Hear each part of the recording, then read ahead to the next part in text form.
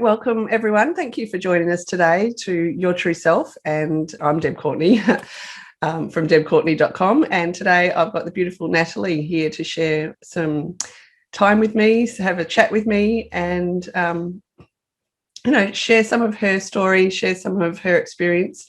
I met Nataly, a couple of years ago, 3 years ago? 3 years, yeah.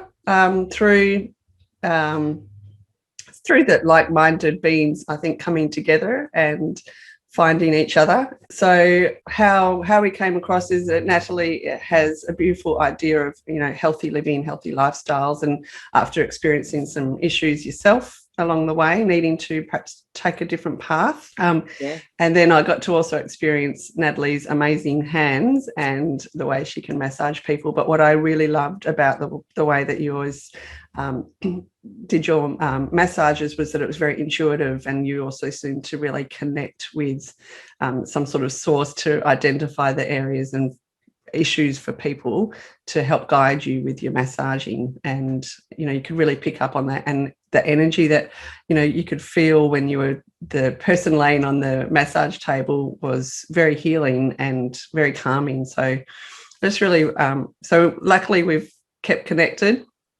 And I just wanted to, get Nataly to share your story and how you got to even become, because you weren't a masseuse or involved in that sort of arena in any sort of way previously. So I was wondering if you could share some of that story with us. Oh, okay. So when I was 30, I was living in Sydney. I was working in corporate, and it was just after the GFC, and they had fired a lot of people at this particular company I was working at. It was legal publishing, and they replaced all of those people with just me, one person. And so I had moved from Brisbane and didn't know any of this backstory. And over the 2 years working for this company, I felt myself get sicker and sicker and more depressed. And I honestly felt like I was developing stomach cancer. Like, that was a feeling. There was so much stress and so much anxiety, and I felt it manifesting in my stomach. And I was very much along the lines of, modern medicine. I have a thyroid condition since the age of 9.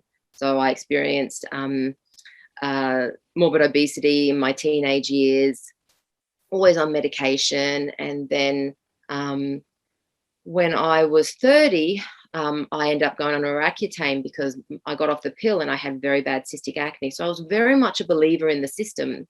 I was also a celiac and lactose intolerant. Basically from birth, I was lactose intolerant, but I still kept eating these things as well. And so I had no concept about food as medicine or anything outside of, if something's wrong, go see your doctor, make an appointment. Mm-hmm.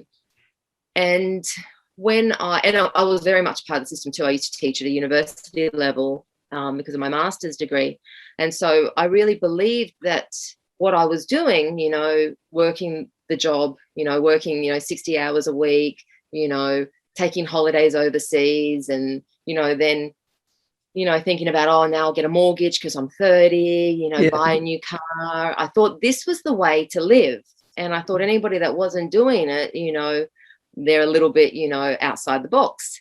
And then I realized after I went on, for my 30th, I went over to South America. I went to Peru, Argentina, Chile, Bolivia, and it just changed my perspective again, because I lived in Japan and in China for 1 year and then 2 years in Japan in my early 20s. So I had experienced other ways of living, but there was something about that time in my life when I was so stressed. Yeah. And experiencing such a pure way of living in South America, especially Bolivia, and maybe the energies of walking Lake Titicaca and Machu Picchu, something shifted in me, completely shifted in me. And I came back to my office job. And the day I came back from it was like a 60-day holiday. I was very lucky to get so much work, time off work. Yeah. I came back and I cried that first day that I walked back into the office, and I just knew that my life was being wasted in these horrible buildings, pumping out professional development conferences that had no value to me, you know. So I decided I was going to leave. I was going to leave Sydney. I was going to move to Central America. And I remember when I was living in China, somebody said to me once, "You really like Costa Rica." So I'm like, okay, I'm going to move to Costa Rica. And it was, and you know, it's really interesting when you do decide to make a big shift, what other people's reactions to that are. And I felt a lot of people mirroring fear, like, oh my God, that's amazing, but I could never do that. I have a cat, I have a mortgage, I have a boyfriend or something. And because I had done it before, there wasn't that fear. And there was always that, well, those things will still be here. And there are always solutions. If you really want to do something, nothing can stand in your way if you really wanted to do it. And so that gave me even more of that, that drive to fulfill, you know, what I said I was going to do. And I was always one of these people, if I say I'm going to do it, I'm going to do it. So I was 31 and it was October and I had sold everything. I went to market stalls. I'd sold everything I owned, you know, and I just got on that plane and I went into a Spanish speaking school on the beach in Samara, which is in Costa Rica, and spent a month there. And what I found the first 6 months of being away, because I lived in Nicaragua for 2 months, and then I lived in Nicaragua I lived in Costa Rica for 2 months, and then I moved to Nicaragua for 3 months. I just found that I was doing the same things I was doing back in Sydney. I was drinking too much. I was living the backpacker lifestyle, you know. And I wasn't doing anything of value. I wasn't doing anything of value, you know. And I think I was getting really sick as well. Like I was getting ear infections, and then I had stomach infections, and then my acne was coming back, and of course, you know, drinking destroys you completely as well. And I needed a real wake up call. I'm like, well, am I going to spend the rest of this year just doing this? You know, I think also I was very shell shocked from my experience, the 2 years living in Sydney. I'm from Brisbane originally, but haven't really lived there for a long time. And I realized how much abuse I was taking in the workplace, sexual abuse, abuse I was doing to myself, you know, at the gym every day, pumping it out, jogging on the bay run, just, you know, trying to become somebody that was the norm, you know, fit, attractive, drinking on weekends. So I think the first 5-6 months was just really, you know, defragging from all of that, and really being very lost. And when I arrived in Guatemala, actually, it's really interesting. I was talking to Laura yesterday. Oh, yeah, a mutual friend of ours. We love Laura. In fact, I'll have to get Laura on here as well one day. Yeah, please do. She's just beginning a photographic course for the veterans, an online course. And I was telling her how when I hit Guatemala, I was listening to a lot of TED Talks, and there was this incredible man that was really unhappy. So he decided that every month he was going to challenge himself to a new task. And one of them was a photograph a day. Oh, yeah. And I have a Bachelor of Photography. That was my first degree. So I'm like, yeah, okay, I'm going to do that. I'm going to just... And at that stage, you know, I was just really depressed. I was sitting in my hotel room or up on the roof, you know, trying to study a bit of Spanish and then listening to some TED Talks. I wasn't really venturing out. And I was in this beautiful place in Guatemala, Lake Atitlan. It's a magical place. And I'm like, okay, every day I went out, and they got me out of the hotel room. And I took a photo and I uploaded on Facebook. And the response I got from all my friends back home, and I had an app that at the end of the week it picked all my best photos and put it into like a maybe I got to pick, 6 little collage or something, or 3, whatever I wanted. And so I post that again. And I didn't just do it for a month. I just continued doing that for like 3 months. And then I started to do other things like, and it sounds really simple and really strange, I stopped shaving my legs. And it was really hard for me. Like, I went away with Nair in my backpack, like 2 big bottles of like hair removal stuff. And I did it because I wanted to explore why I was doing certain things. Why was I shaving my legs? Was it for me or was it for somebody else? And it was a love-hate relationship. Some days I couldn't look at my legs. Other days I'm like, oh, this hair is really interesting. So that really just began to help me unravel and help me to just flick off all of the societal norms, which I happily accepted. Yeah. And actually start to connect in with who am I and who do I want to be moving forward. Yeah. And just the simple thing of stop shaving my legs was so liberating. And yeah, so that led me to finally getting on the boat and going to the other islands around this Lake Atitlan. And I found this mystic school called the Pyramids, where they do 1-month retreats called the Moon Course. And then they do 3-month retreats after that called the Sun Course. And basically it's metaphysics, it's energy, it's learning how to tarot read. It's basically yoga and meditation every single day. Wow. How gorgeous. It was amazing. Just backtracking there, when I also hit Guatemala, I gave up drinking and I gave up eating meat as well, because I didn't want to continue drinking, and I didn't know what the quality of meat was, there. Yep. Now I know that it was probably a cleaner quality of meat than what we experience in the Western world, probably less hormones and all that other jazz. And the Pyramids was actually a vegan. They had a communal kitchen and it was vegan. So I had to, vegetarian. So I had to continue with the vegetarianism, which I was very happy with. So we couldn't cook any meat in there. And yeah, I did this one course, and I, the whole time, Deb, I'm walking in and I'm meeting the people for the first time before I book into the course. I'm thinking, oh, this place is a bit too woo-woo. It's a bit too cultish, but I knew I had to be there. Yeah. I knew I did. And I did the Moon Course. And at the end, the last week of the course, you do a liquid fast. You just do soup and juices, and you do a silence. You do 5 days of silence.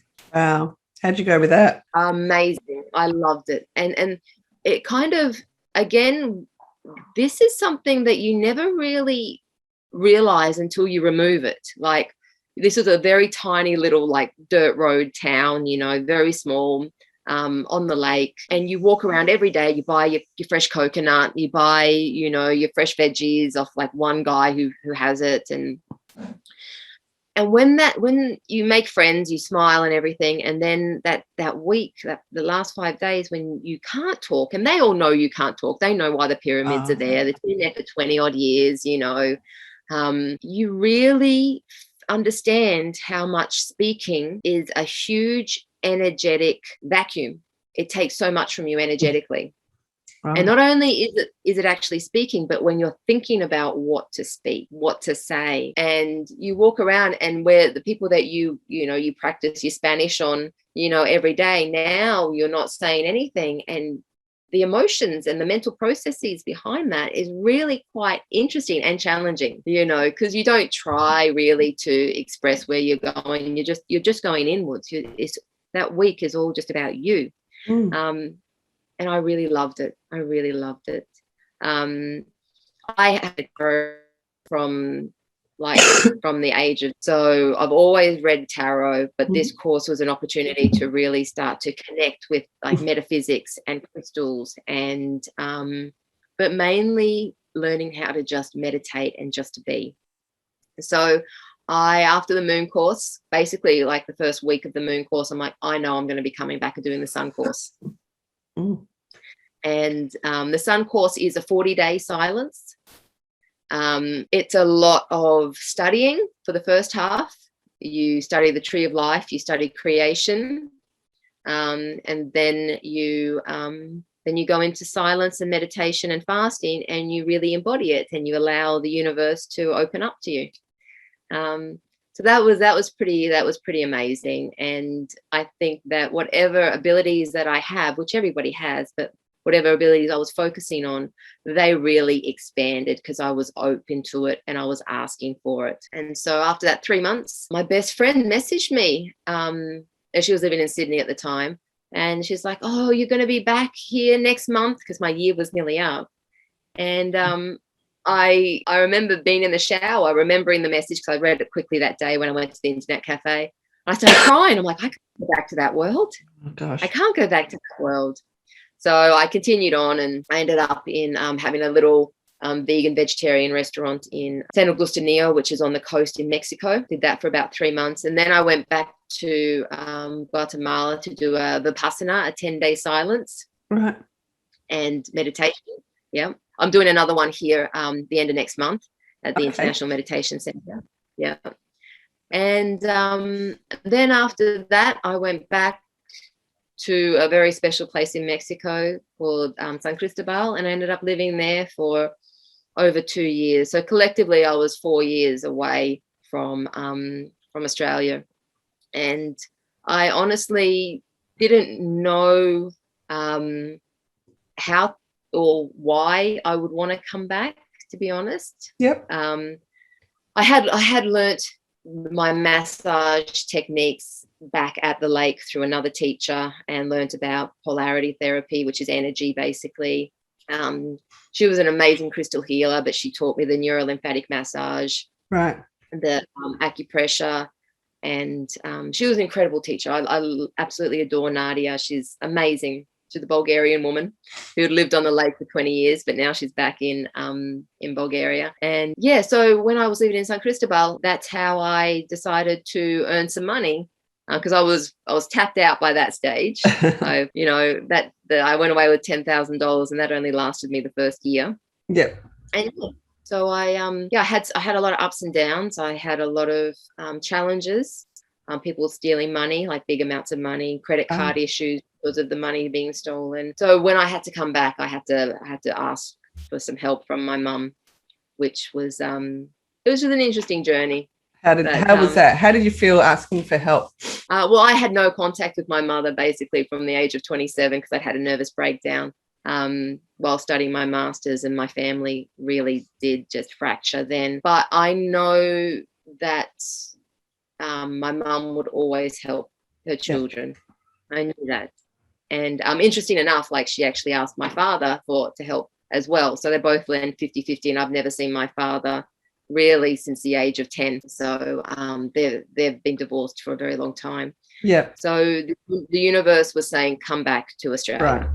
And you picked up on that, and you felt it. Yeah. So what do you, apart from, you felt it, did you have any fears about coming back? Like, I know you mentioned just a little while ago about why would I want to go back?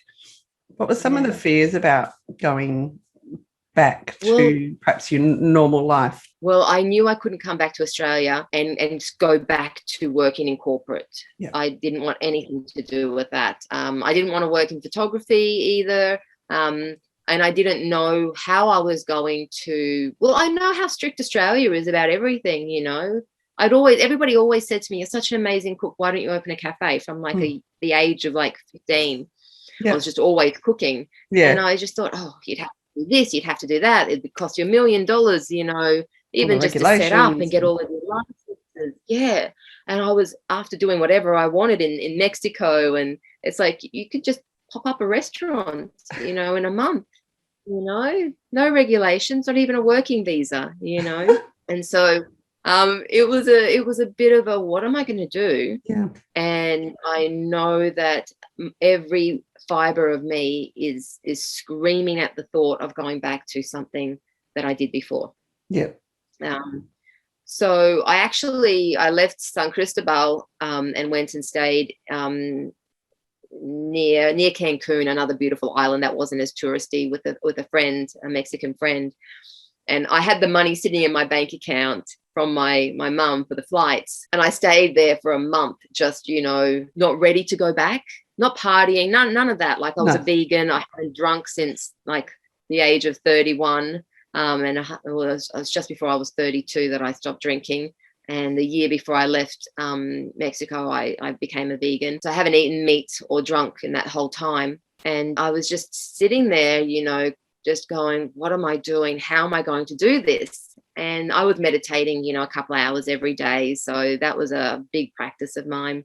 But I was also very sick as well. I had gone off my thyroxine medication a year into my trip. So I was very slowly going downhill. Like I was constantly very cold. By this stage, it was incredibly difficult to get out of bed. I was of the philosophy that, you know, I could heal myself, which I know now that that is not something that I have the capacity to do, even through energy.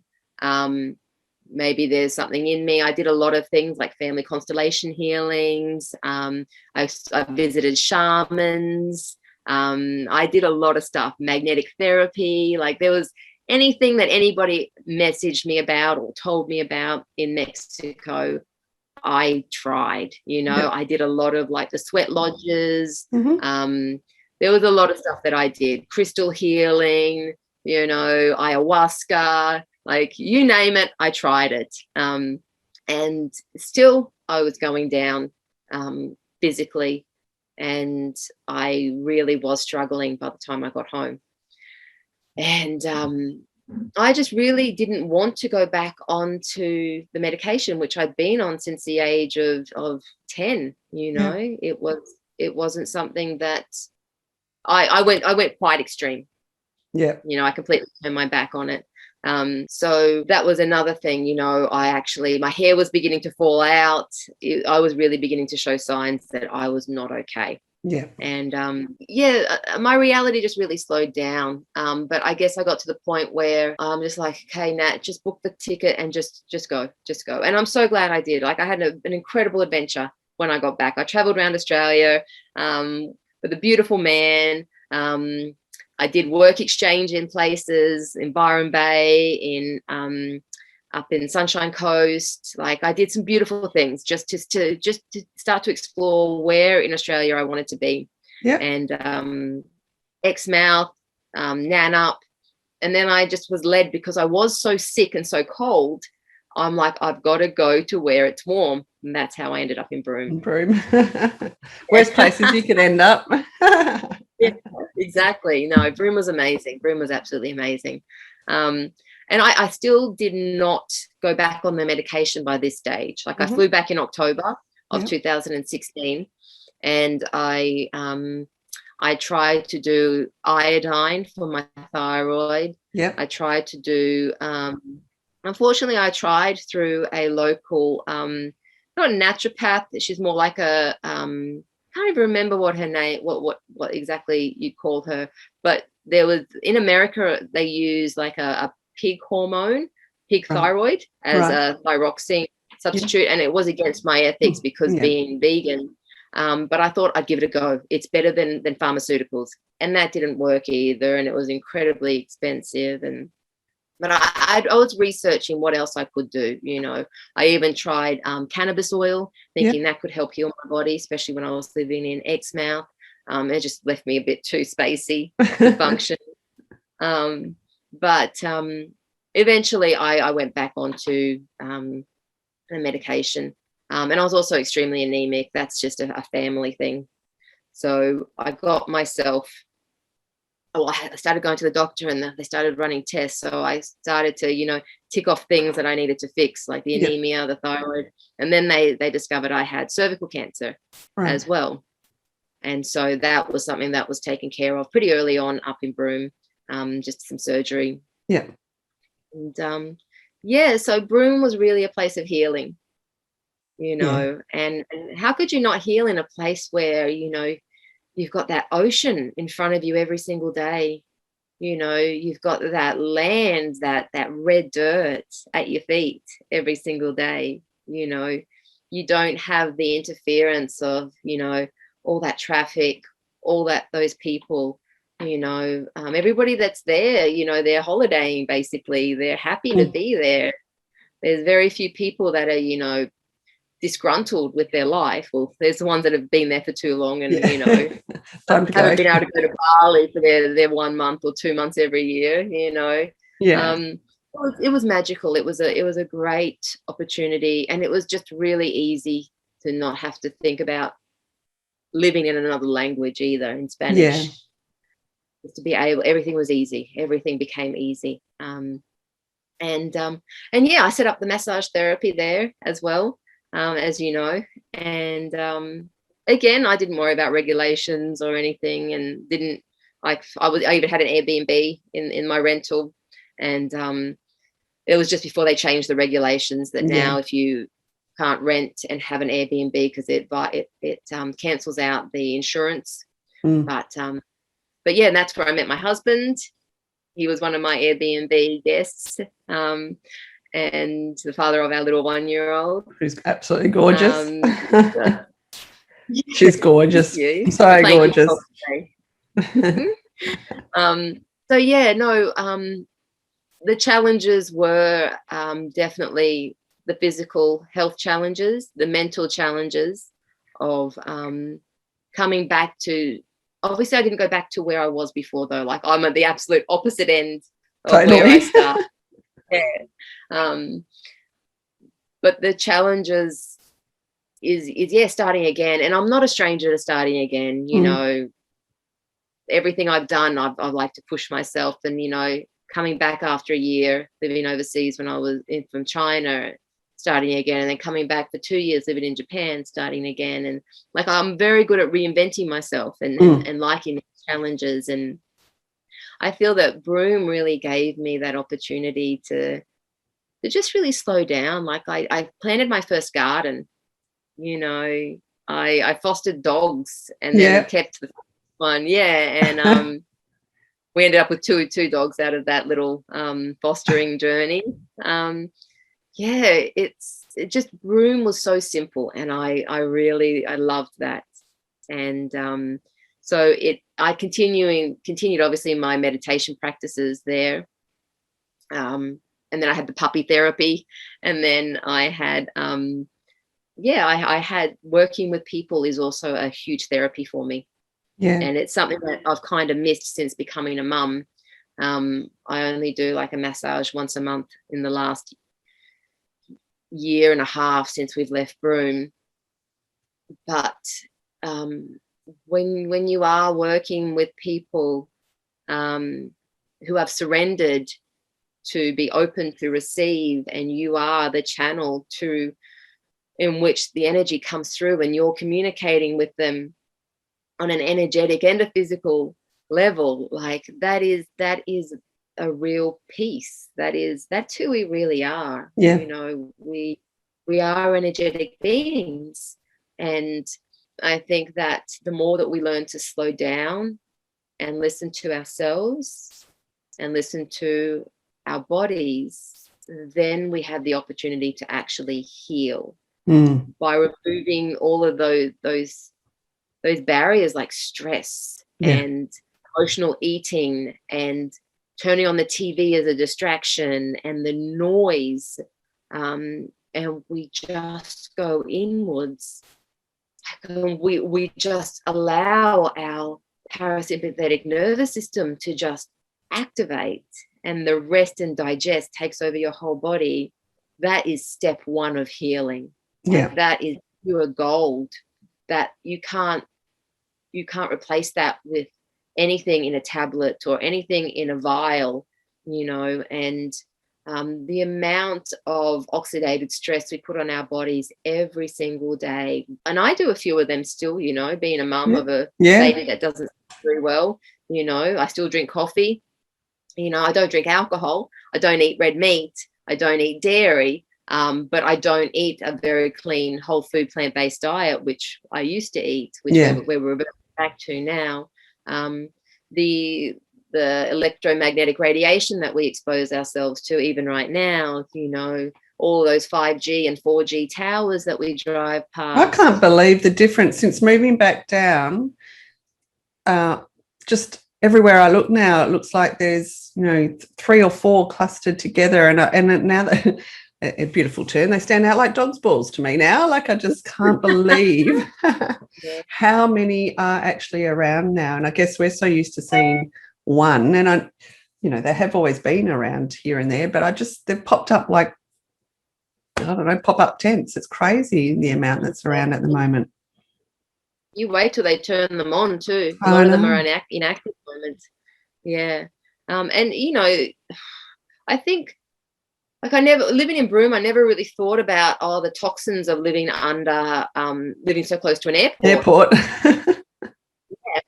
Yeah. And I started to look into that. Like, but when you're in the city, there's no end to the toxins. No. Seriously, the water, but the water in Broome was also, yeah. And that's why I actually have a really, really good water filter, whole house water filter that I use, so that even when I'm showering, it's not the same chemical that, especially like your chlorine that then turns into a gas when you're showering. So when we talk, because everyone sort of assumes when we talk about stress, we're talking about, the stress that you might get from your job and that. But when we're talking about stress, it's environmental stress, it's physical stress. And like you were saying, you're going to the gym, pounding every day at the gym and then running. That's still a stressor. Like, it is good. Exercise is really, really important, but to then almost like over exercise, you're actually putting your body under stress. And so many times you hear that there's, this guy, he was a really fit guy, marathon runner, and he just dropped dead. Why would he drop dead? He's fit. But what he's been doing all these years running marathons is actually putting his heart, increasing the stress levels, which is all your cortisols, and then that has a long-term effect on the body and the heart. And so it is really important to get that balance. Meditation I love to do, and I only do short spurts. How do you sit for 2 hours doing a meditation? What do you do? Do you sit there on your own and, transcendental type? How do you, because obviously for now as a mum, I bet you're finding it harder to do a 2-hour meditation. So in the real life of the busy life, how would you do it now? Well, I don't do it nearly. I'll do 5 minutes every second night now. But, Deb, the whole idea about meditation is to help you to be present in your every waking moment. So the most important thing is, for me, is to be present. So when I'm with my little girl, it's to be present. And that's always a challenge. Not think about, what I have to do. And my husband's amazing at it. Like, every moment for him is virtually a meditation. He's so amazing at it. But yeah, so if you can bring that meditation into your everyday wakefulness, then you don't need to sit for 2 hours every day. My meditation story is actually quite interesting. When I was actually working in corporate, I bought one of those scoop-ons to go to the Buddhist temple. Oh, yeah. So I went there, and I've got a bad back, so I've got a few spines, so I can't sit cross-legged without being propped up by something. I'll just collapse. I'll be in agony.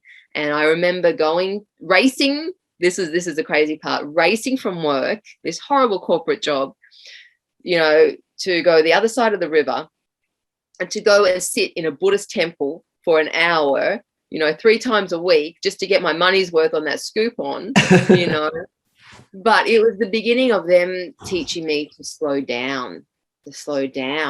And I mean, it's the concept that you can sit and meditate and be all up in there for the whole 2 hours is absolutely ludicrous. If you get just a few glimpses of that vastness, that peace, that's why you do it. Because your mind is a machine. It's always pulling you back in.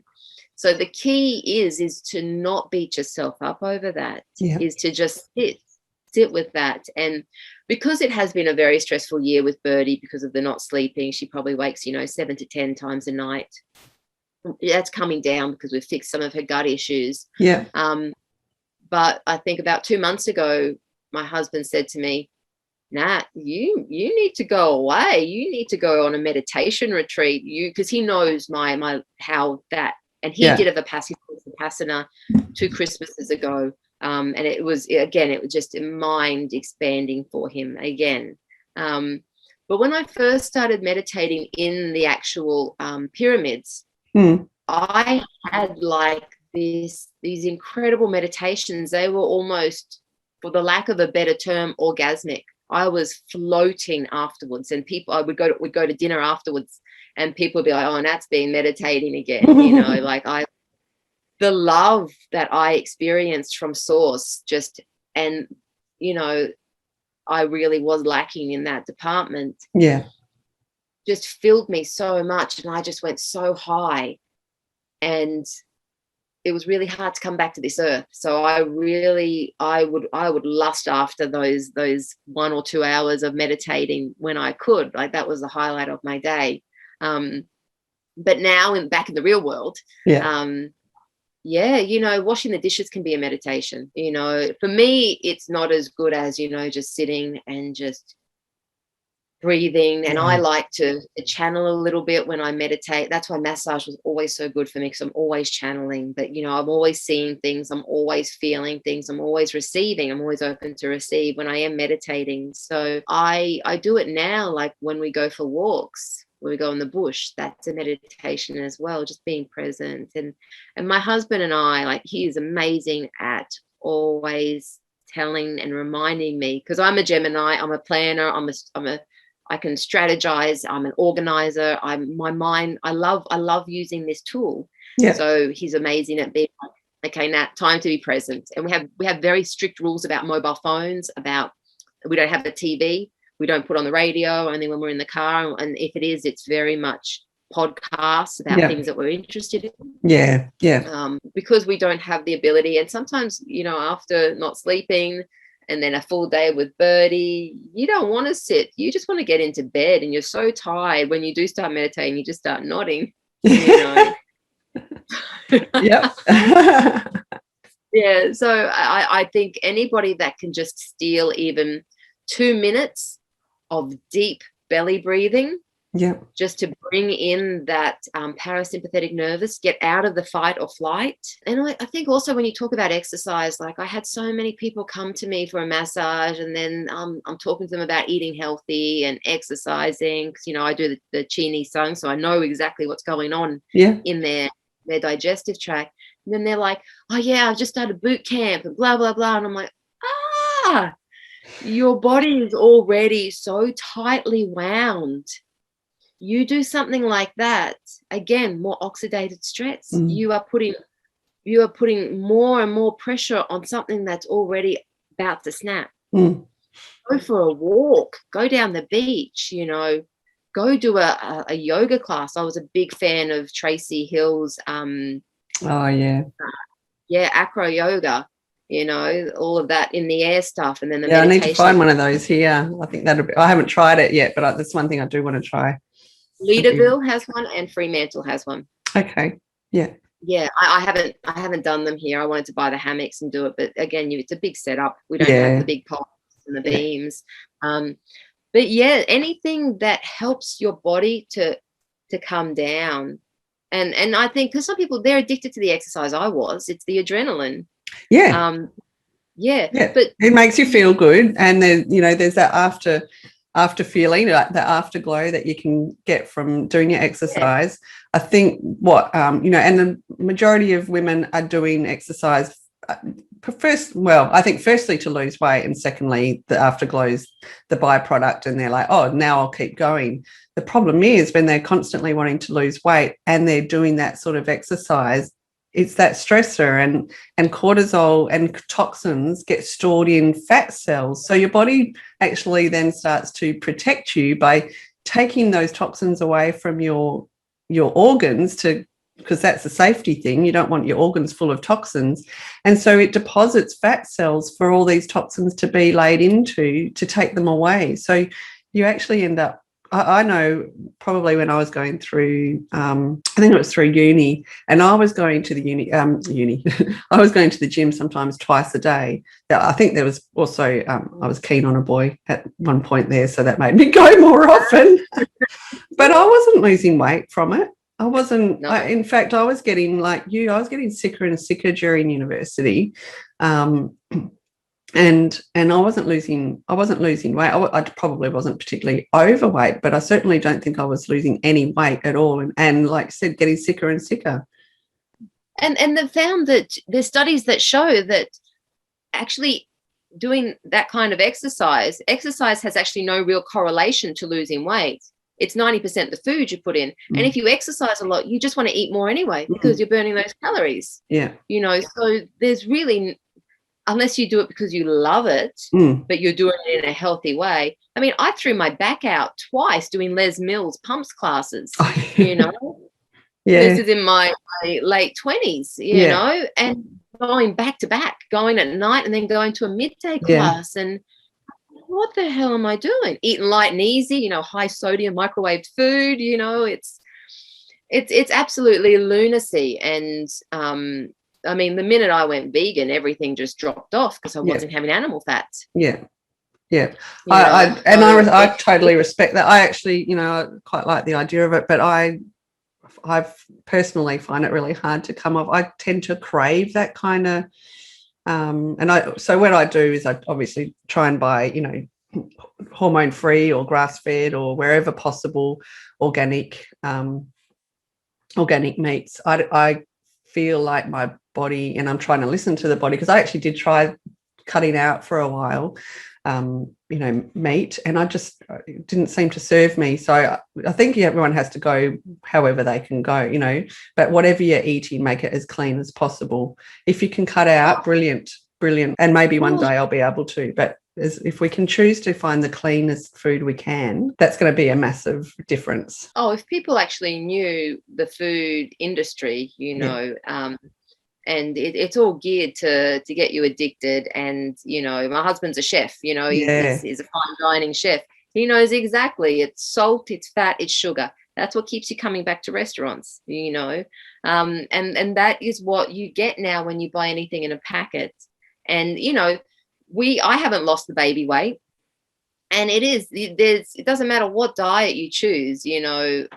When I say vegan, I'm vegan now, but I used to be whole food plant-based. Yeah. You know, so it was the good, healthy. We buy organic biodynamic rice, you know, but we still eat a lot of packaged stuff. And we're moving to Denmark at the end of next month.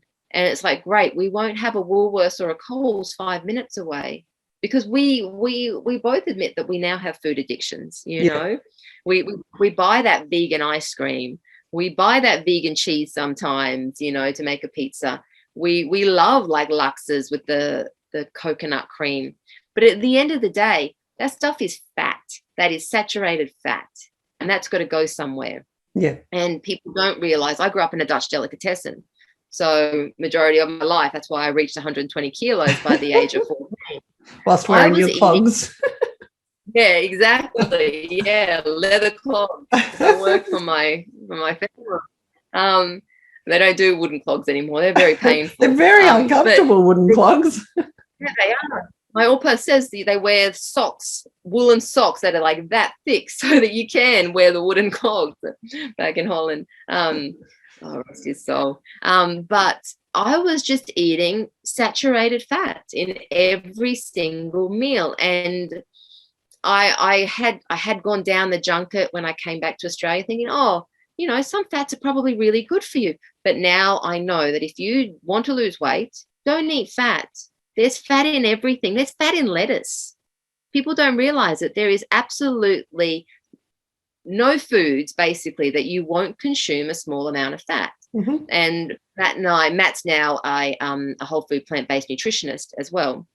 He studied under Pam Popper, the Wellness Forum, and she's amazing. She puts it into perspective. If you have, you know, like a tablespoon of olive oil on your salad every day, because you think you're eating healthy, you're eating salads, she'll add up how many grams of fat that is, how many kilos that equates to if you're not burning it off. Yeah.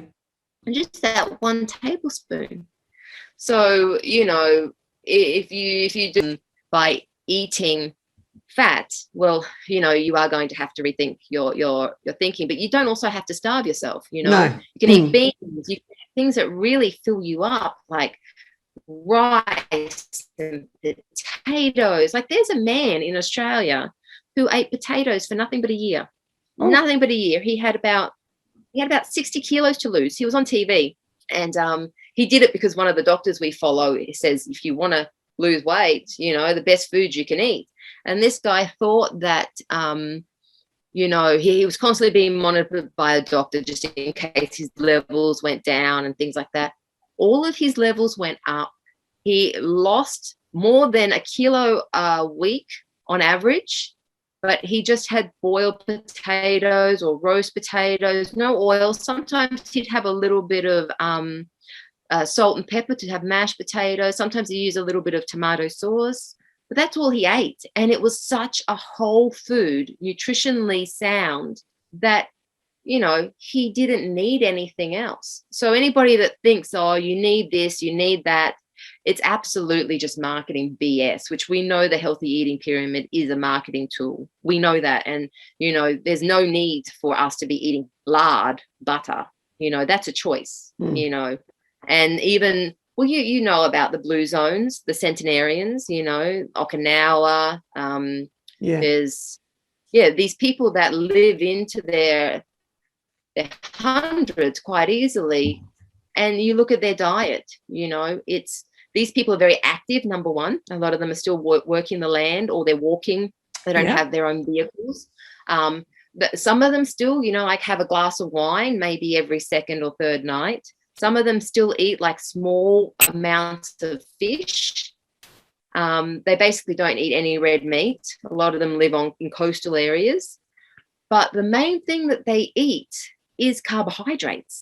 Like the Okinawans, for example, they eat sweet potato, so, and these people have the lowest rate. Obviously, they're still alive, but they have the lowest rate of heart disease and diabetes. They're a healthy weight. So it's not about, killing yourself in the gym and eating, a keto diet. It's about eating good, healthy, whole foods that fill you up, that feed your body, and just being incidentally active, not getting in your car just to drive to the shops, which are 5-minute walk, and we don't do that. No, and I think that's a really good point, is that I think when I started when I was in Broome, I did join the gym again. It becomes a have to go, and that's a stress in itself, because you've paid for it. Pay the money. Okay, so you're like, I have to go, and then if you don't, you beat yourself up over it.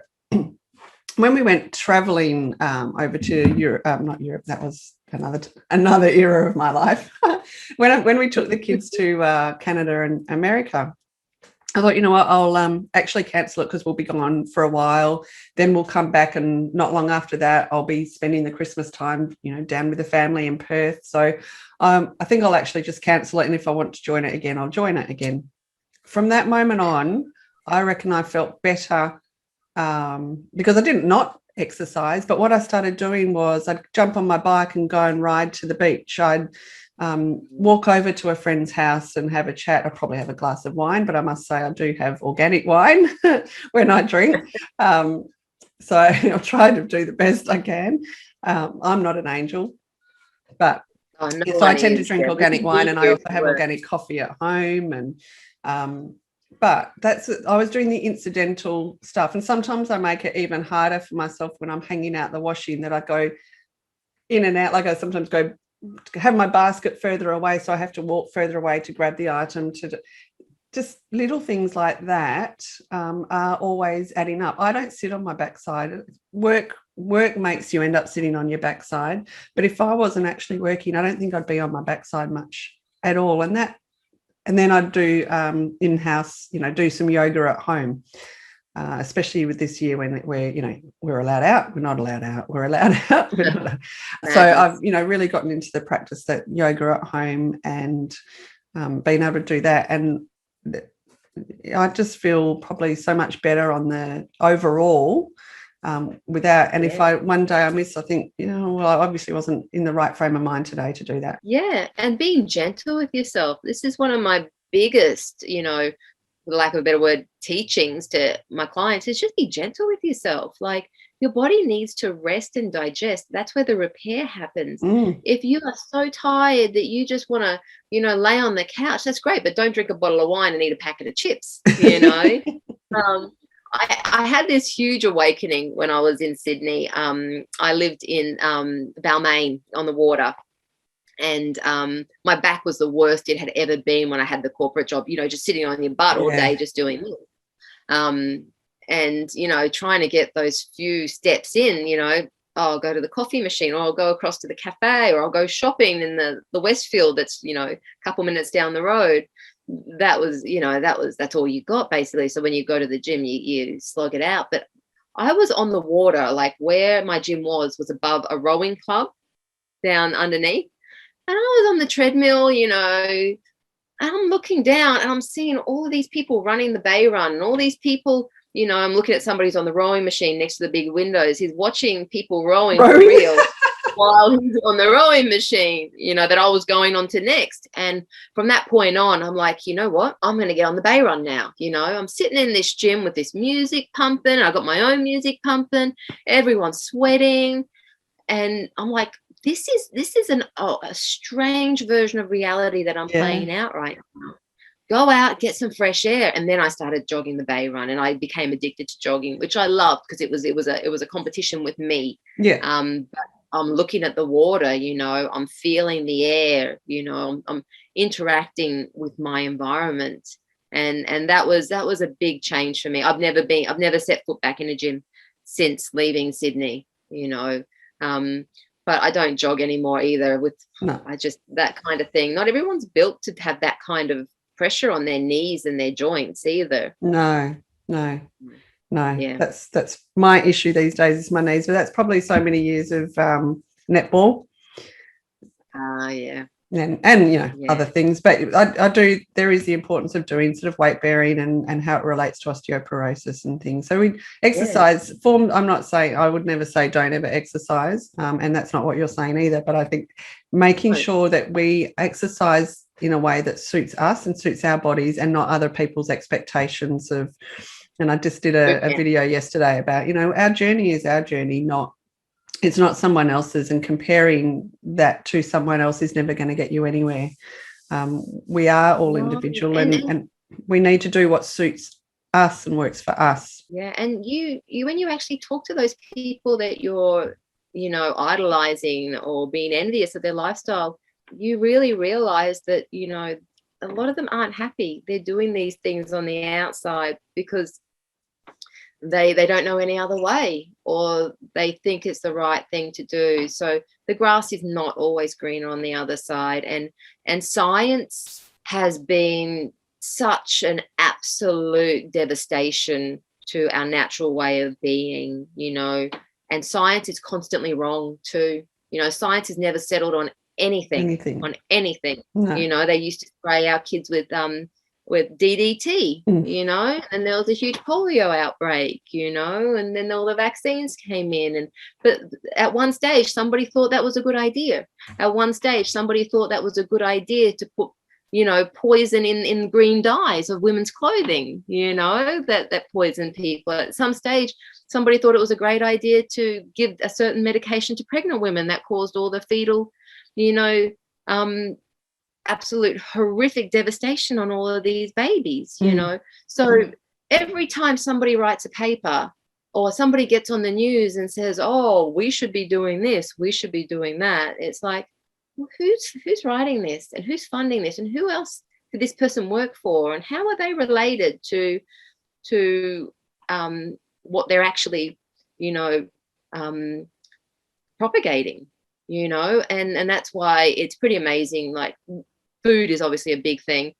The medical industry is a big thing as well. But when you look at back to the blue zones, it's not like they've only done it for one generation. They've done it for multiple generations. They don't need pharmaceuticals to help prop them up. They're using food as medicine. They're using lifestyle choices, healthy lifestyle choices as medicine to live a holistic life. And I think that's the kind of anecdotal evidence that I like to look at, and it's not in one place. There's 5 blue zones, for example. And people, I don't know if people still know about this, but the one of the hosts of The Biggest Loser in America, a really fit, healthy guy, had a heart attack at the age of like 30. He was a keto guy, of course he's going to have a heart attack. And now he's changed his diet, what? So, all of these books, all these fads come out, like lectins are bad. Well, what are the studies they did, They're looking at beans that weren't cooked properly, and it poisoned a few people, because they weren't cooked properly. Keto comes out because apparently our ancestors ate that way. $1 billion industry of, selling all these books and these diets. Well, then you actually watch an anthropologist talk about the real history. One of the best known food forensic anthropologists says, well, actually, we ate grass. We ate lettuce that was like, grass back then. We ate berries. And the only reason why people think we ate so much meat is because those bones preserved over time. However, when they're digging up these mummies and they're actually finding berries and wheat in their teeth, and they're actually dissecting these and looking at the tools they used to eat. They forgot to floss, didn't they? They did. But that's why they didn't have. They didn't always have floss your teeth. Always. You'll find what's in there even when you're dead. Exactly.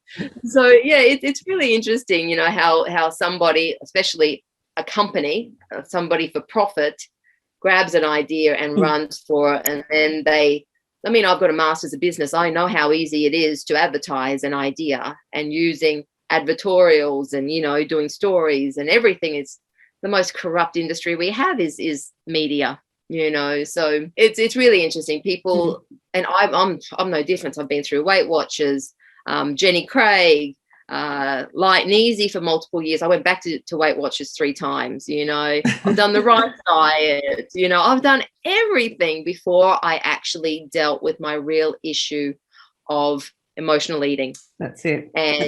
Yes, and then learning about food. Knowing that the food that my mother thought was okay to eat, well, she also had a weight problem. She's also on this big cocktail from the pharmaceutical industry. It's like getting financial advice from someone that has zero money, and it's about finding the right people, and that connects with you, and you absolutely hit it on the head. And this is I'm always trying to say to the students, what is the cause? It's all very well to treat the symptoms and go into, if you have to go back to Weight Watchers 3 times, it should have fixed you by the first time. So what is it? What is the cause of that overeating? And that's really where we need to go back to. And I can see in so many people that I feel like if there's, and it won't be everyone, but I feel like that there's something that they're holding on to, and so that holding on to becomes that belly in front, something. And it can be anything, but it's something that they're holding on to. Everybody has something, Deb. You know this, whether it's they're abusive because of something, they're abusing their body because of something like alcohol or food or drugs, or they're abusing, their animals because of something. So everybody has some kind of trauma that's a trigger, and it reveals itself completely individually. But there's so much trauma in this world. And unless we deal with the root cause, which a lot of the stuff is inner child stuff. There's a lot of sexual abuse. There's a lot of broken people raising broken children, so there's so many layers that we're dealing with, and we all know the state of the world right now, everything that's coming to the light. So unless we actually learn to forgive and to love, and mostly that's directed inwards, we're always going to harm either ourselves or someone else. So that is something that we need to really work on, our communication and our emotional development and intelligence, And I think that, all the things that I talked about, that's what healed me, the meditation, starting to go inwards and go, why do I do these things? Why do I shave my legs? Why do I need to talk so much? Why do I eat constantly? Why am I killing myself at the gym and feeling like crap and guilty if I don't? And then I go home and drink a bottle of wine, why? And there's this Chinese saying, always ask why 5 times. And when you ask that question 5 times, you realize why you do something has nothing actually to do with you. Like, for example, why do I drink coffee? Oh, because I like coffee. Do you actually like coffee? It's really bitter. Oh, actually, no, I don't really like coffee. Then why do you drink coffee? My dad drank coffee every day. I like sitting with my dad and, having his cup of coffee and reading the paper. It could be something as simple as that, but you're doing something. Well, why are you eating ice cream? It's sweet, it's nice, but why do you need that right now? Because I'm actually feeling like there's something missing, like it's feeling something for me. Okay, what is it feeling? And you may not get to the root cause, the first 5 times you do it. But if you don't take those moments to actually start to go inwards and explore you, and you're meant to have, the reason why we're here is to have the most fulfilling relationship with ourselves. If you don't even get to know yourself, well, you've really missed the boat of why you're here, and you're going to continue to do things that won't lead you to that joyful place and state of being which we're always meant to be in. Well, that's just my philosophy. I love that. I really like that. And that's actually similar to, I guess, how we work with Creatrix clients, is that they'll just kind of keep honing in with that why in that sense, and to find out what is that real issue. And then work on that, because that will actually fix the other things that are going along with it, and just really delving into that why. And I tend to say to my students, you need to ask, why is this happening? Why are we doing this? Why? Because that, if you don't ask that, we just continue to do things in a paradigm that's just accepted. And is it all right? I mean, I love the idea of the legs. My thing is, why do we have hair? Why do we have it on our legs in the first place? Like, why is it there? And why do men have hairier legs? And in what sense did that help them, catch the blooming saber-toothed tiger? Why did they have that? And why have we got it now? And why don't we? Now, now that I'm back down in the colder climate, my hair is very pretty at the moment, whereas I got to the point where up in Broome, I didn't like it, and I did it for me. Like I got rid of it for me because that's what I prefer.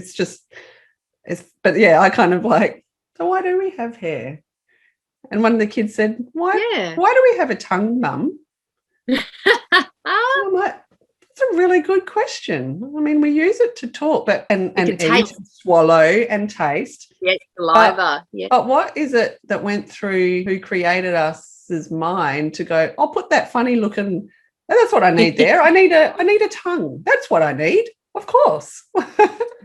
Well, that's such an interesting thing. And those kind of things, I've just accepted that we are perfect. Like, everything that we have, there's a reason for it. And when we start to remove or hack it away or, just berate it, you can't love yourself if you're, even the fat rolls you have, the stretch marks, they tell a story. But I think, it's a beautiful thing that you're teaching your students, especially them becoming nurses, because the reality of the current medical paradigm is that they diagnose and then they prescribe. You have this, but why do you have this? Why?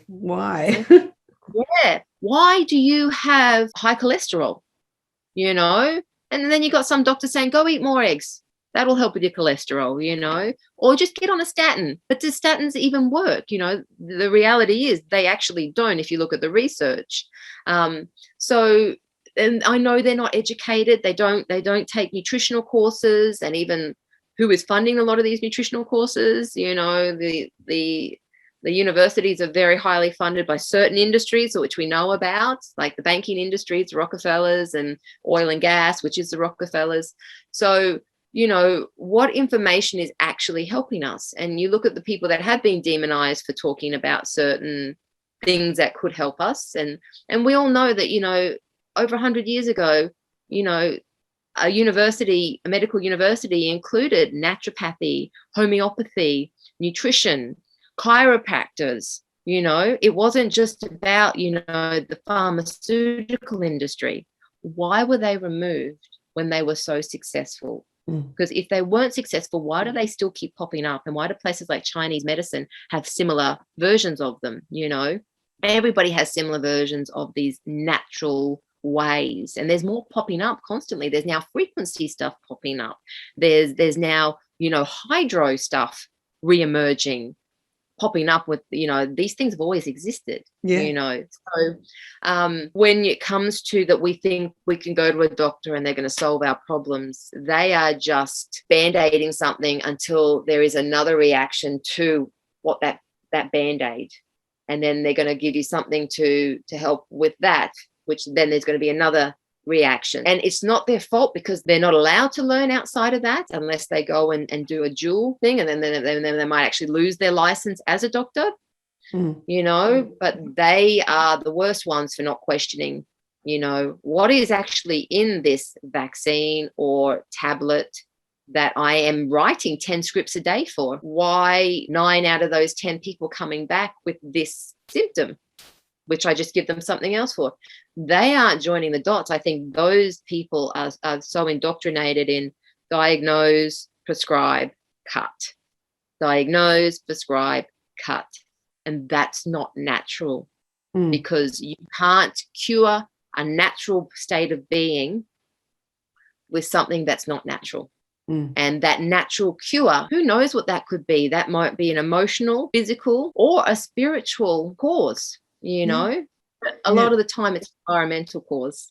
You know, a lot of, and environmental, again, when we talk about that, and you look at epigenetics, and you're talking about trauma, and you know that we can show that over 14 generations of trauma can get passed through at an epigenetic level. So we don't even know where it comes from sometimes. But the environmental side of things is also the belief, internal environment that triggers the proteins that, you know, expresses the gene to then create disease. So that environmental factor is certainly the outside of us that we're experiencing, but also the belief systems that we're brought up into as part of our environmental aspect of things. So working on that. I read a really good book, Dying to Be Me, with Anita Morjani, and how she always seemed to have that belief or a fear, you know, of cancer. And funnily enough, what you fear is often what comes to you. And she got that, and she was literally on death's door, literally. You know, she was up there, she was gone. And something happened while she was there, and she came back and completely healed within sort of 23 days of something that had shut down all her organs, and basically she was off to meet her maker. So our bodies and our minds have an amazing ability to heal if we can have a little bit of insight as to what's going on and how we can work on that. Completely. There's a beautiful saying that what you resist persists. So if you keep resisting, you know, the concept of cancer, it will continue and it will manifest. And it's, and I always say that, you know, the universe is constantly speaking to you. If you're not going to listen, the universe is going to come back with a bigger boot up your bum each time. One time you might just lose your wallet. The next time you might have a car accident. But you need to stop. Every time something happens, why is this happening? What's going on? What am my higher self, the universe, however you want to interpret it, God, you know, what is the message? Because horrible things aren't meant to happen to us. You know, we're meant to be here, you know, as above, so below. We're meant to be experiencing a beautiful a human experience, you know. That's why we have the senses, you know, the tongue, the sight, the taste, the feel, you know, that is part of the human experience. So I think I'm not saying that, you know, bad things happen because we create them, but we are a huge part of that creation process. And I don't know, I mentioned family constellations before. Yeah. I don't know if you've heard of it before, but it's a huge movement. It's I'm not sure if it's Steiner or Montessori, but I did it in a university in Mexico City. It came from Spain, and it was in I think it's a Steiner school. This Steiner school started off as a very small school. Now it's a university level. And so they have psychiatrists, psychologists in there, and they teach family constellations, and it's amazing. So basically, and I watched a couple of them going, oh, I don't know about this. And then I was actually in there being one of the people acting it out. Then I had my own turn. So basically, you write down on a piece of paper, what is it that you want to work on? Like what's going on in your life? Like maybe I can't make money, or maybe I meet horrible men, like my relationships. And you put it in, and then when it's your turn, it's basically the psychologist is channeling, and she goes and she gives everybody a role to play that she's being channeled, and you play out whatever is something that happened in that family, but you change the outcome. Right. And I had to be somebody's partner in this. And it was incredible. Like I had to be somebody's partner, and the partner was a little Mexican man, he wasn't very attractive. And this other beautiful Mexican man came and wanted to take me away. And in the original storyline, I went with him, and the family crumbled, and there was something that happened. But in this, I felt like I could not physically move from this original man's hand. I'm like, no, I'm staying with him. I didn't know this man. I didn't really know what was really going on. And this other man kept coming at me, and I'm like, no, this is where I need to be. This man is my everything. And that healed that family's thing. And then when it was my turn to watch these other people playing out my family drama, oh my God, I went home and I slept for like 12 hours. I got a phone call from my sister the next day, who lives in Bunbury, saying after 7 years, they finally got approved for a home loan. They're moving into their family home. Something else shifted in my family, which was major. And it was the family issue was something that I knew. I saw it in my grandmother, my Dutch grandmother. I saw it in my mother. It was pride. We had pride that went through the family bloodline. And we shifted that in that little 10-minute little family constellation thing. We reenacted it. We moved the stars, and we created a different history. And it sounds crazy. No, it doesn't sound crazy to me. Very well. Working through Creatrix, that's what we're doing, is changing the outcomes, but it's your life learnings. So you're getting your life learnings. It doesn't sound crazy to me. It sounds extremely interesting. Oh, good, because I knew from my time in the pyramids that the Egyptians, every single night before they went to sleep, they replayed the day's events in reverse. Right. And so if anything happened in there that wasn't something that they wanted to continue on, like maybe they had a disagreement, or maybe they stumbled over a rock, they just played out the event the way that they preferred it to be. So they just did all of that before they went to sleep. Right. And then that was their main practice. So they recreated the day. So when they woke up in the morning, if they had an argument with that person, they didn't remember that. That wasn't part of their energetic body anymore. Brilliant. So they recreate their history. I don't know whether they always used it for good or not. The Egyptians had a very sordid history. A lot of history is coming out that we know about that's very, very dark. But it's magic. The mind is magic. It's this is our creator. So it's your thoughts, your words, your deeds, as you know, that creates your reality. And if we don't exercise all of those three, that trinity, well, we're not going to move forward. We're just going to either get stuck in a pattern, in a loop, or we're going to go backwards. So, one of the things that always gets me out of where I am, if I'm in a bit of a funk, it's my thoughts, my words, my deeds. That's how I change this situation. You either change the way you perceive it, and you start acting like that change is already there without it, and you start speaking like that change has happened. Because then your whole reality it has to change because you've changed. Yeah. That's really good. And you can go way back into your DNA, but I think we have these other tools that now you can fast track it. I don't prefer this. I prefer this. Okay, I'm going to go down this path now. Yep. Yeah, there's no, figuring that part out, just knowing that that's how it can be, I think that's enough. Actually figuring it out isn't necessary, and we've got to be really aware of re-traumatizing as well, because we know how, we know how the neurons work. So knowing that and having to delve into that are two different things, I think. And so to be able to do something without doing that re-traumaing is the best way of healing, I believe. And there's a lot of techniques which I think can re-trauma you, like tapping, EFT, for example. Like I studied that, and I got really into that when I was in Nicaragua, and then really got into that in Mexico. But again, I just felt that, because the whole concept is you tap the points, but then you go back into the trauma and then you reprogram it. But I just got to the point where I don't want to go back into the trauma. No. I just want to reprogram. And that's why I stopped reading tarot as well, because people love their trauma. And I would sit across doing readings with people, and it would be, my uncle abused me, or, people were mean to me at school and I can't let go of it. And that's why I moved into body work. That's why I'm like, you know what? People love their stories. They're addicted to their story. But hands-on, I can shift stuff for people. I can help people move stuff that they're manifesting because of this. I can't change this. No. Only you can change this. Yeah. But in that moment, I can give people relief. I can tell them what's going on with their body, and then they have a choice if they want to change it. It's like being the example, but I got to do it hands-on and saying, holding up the mirror going, this is what you could be. This is what you are, And with everything going on in the world right now, there's no point, in my opinion, for us to be activists. And, we share information around circles that we know are interested, but I'm not going to protest anymore and all that. We really realize as a family unit that the best thing we can do is be an example. We're shining, we're happy, we're living by our morals.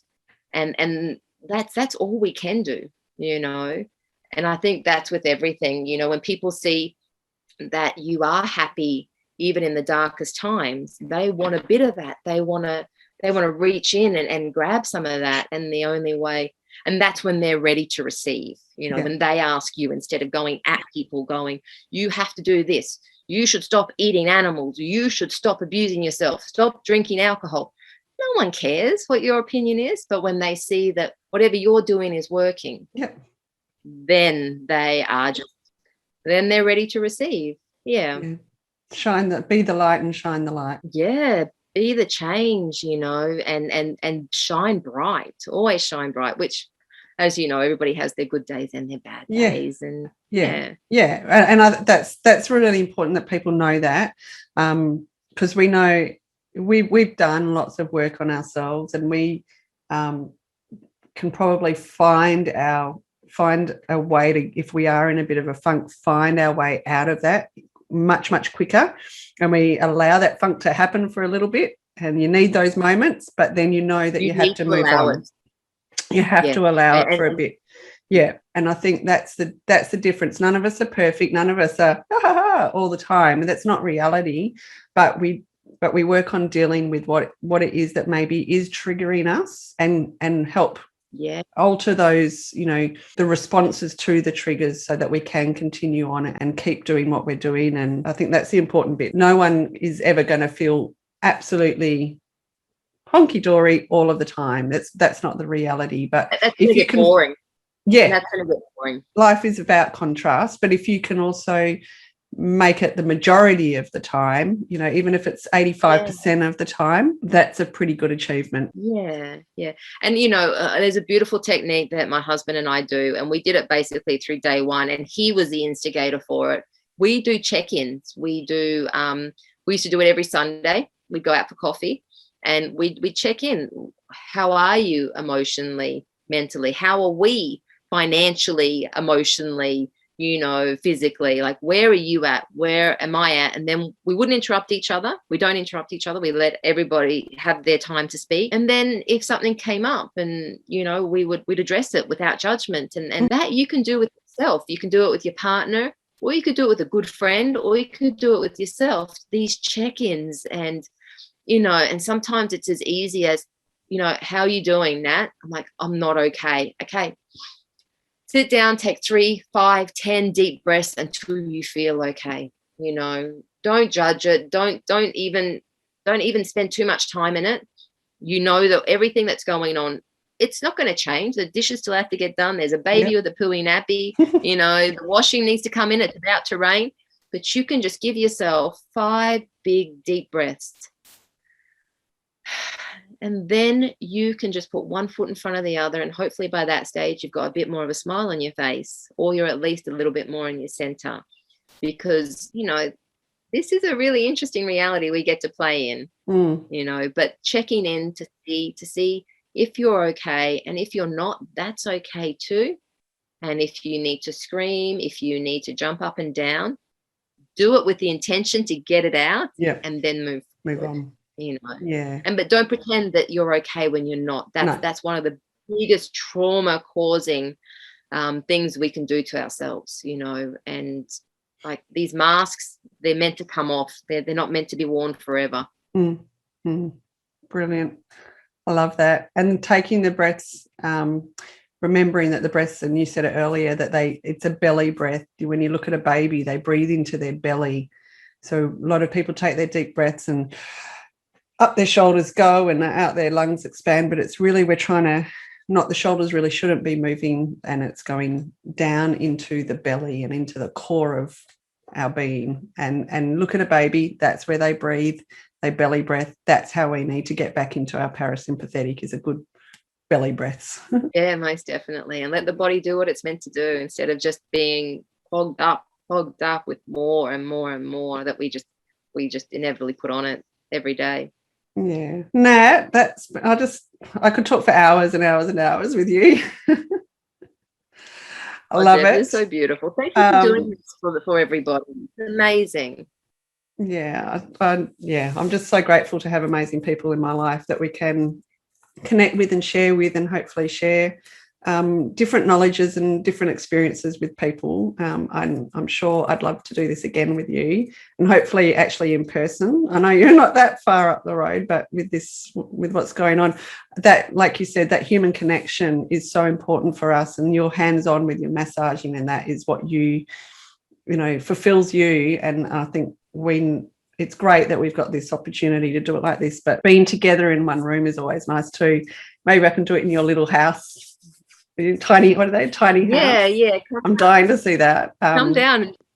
So Nataly's I think we also tiny house, and so let's look at that one again down the track, because I think that's fascinating, and I love seeing the differences of the way people can live and adapt, and even just create something like a tiny house to live in. I think it's brilliant. So if we can do this again, that'd be awesome. Yeah. So thank you for your time. Most definitely. And thank you, Deb. And you know, I just think that we forget that we are actually meant to be a tribe, you know, and that's something that, as you talk about doing it in person, we are meant to be a tribe. We're meant to sit around fires together. We're meant to share and break bread together. And now we're doing it in a different format, but it's still that same core, you know, bringing the tribe together, supporting each other and loving each other. Yeah, that's brilliant. Thank you so much. So thanks everyone for joining us. I know it's probably gone longer than we even thought, but it's just so much information and so much. You don't want it to stop really, but we'll cut it off here for now. And if you can like and subscribe to this channel and share what you've learned from Nataly, who just has so much knowledge, experience, and, you know, a wealth of warm feelings that can get passed around. That's what I get from this. And like and share and subscribe. Be awesome. Thanks, Nat, again. And I will get to speak to you really soon. Yeah, beautiful. Thanks, Deb.